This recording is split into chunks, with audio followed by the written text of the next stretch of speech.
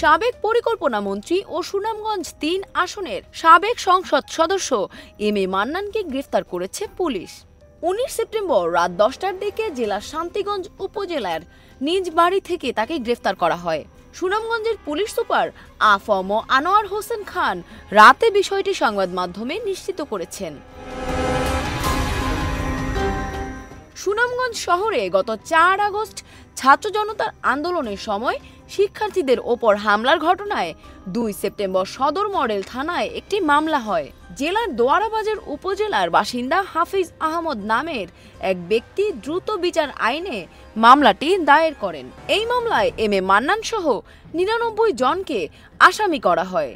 বাদীর ভাই শিক্ষার্থী জহুর আহমেদ হামলার ঘটনায় আহত হয়েছিলেন বলে মামলায় উল্লেখ করা হয়েছে। সুনামগঞ্জের পুলিশ সুপার আ.ফ.ম. আনোয়ার হোসেন খান বলেন, এম এ মান্নানকে সুনির্দিষ্ট মামলায় গ্রেফতার করা হয়েছে। তিনি সদর থানায় পুলিশ হেফাজতে আছেন। ঘটনার বিষয়ে জানতে তাকে আদালতে হাজির করে রিমান্ড চাইবে পুলিশ। ছাত্র জনতার অভ্যুত্থানের মুখে ৫ আগস্ট প্রধানমন্ত্রীর পদ থেকে ইস্তফা দিয়ে দেশ ছাড়েন শেখ হাসিনা।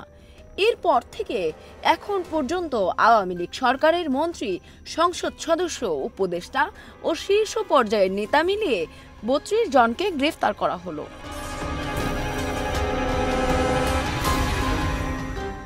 ডেস্ক রিপোর্ট, দেশ রূপান্তর।